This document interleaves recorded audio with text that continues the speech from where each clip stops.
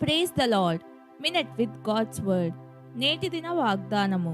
కొలస్సీయులకు వ్రాసిన పత్రిక 1వ అధ్యాయము 10వ వచనము. ప్రతి సత్కార్యములో సఫలులగుచు దేవుని విషయమైన జ్ఞానమందు అభివృద్ధి పొందుచు అన్ని విషయములలో ప్రభువును సంతోషపెట్టునట్లు ఆయనకు తగినట్టుగా నడుచుకొనవలెను. ఎదుగుదల విషయంలో నీవొక నూతన ఫలాన్ని ఫలించాలని, ఆ ఫలము నిలిచి ఉండాలని దేవుడు కోరుచున్నాడు. ఫలించడాన్ని గూర్చి యేసు ప్రభువు 8 సార్లు నొక్కి చెప్పారు.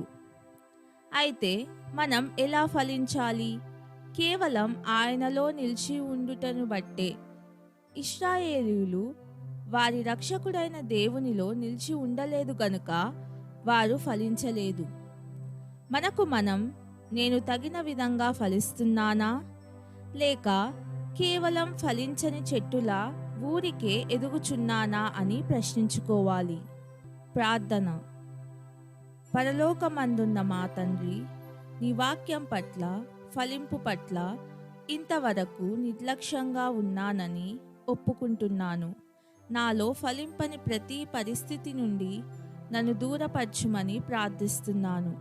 ఎప్పుడు నిన్ను వెన్నంటి ఎల్లకాలము నిలిచి ఉండే ఫలం ఫలించినట్లు చేయుము. యేసు ప్రభుని నామంలో ప్రార్థిస్తున్నాను తండ్రి. ఆమెన్.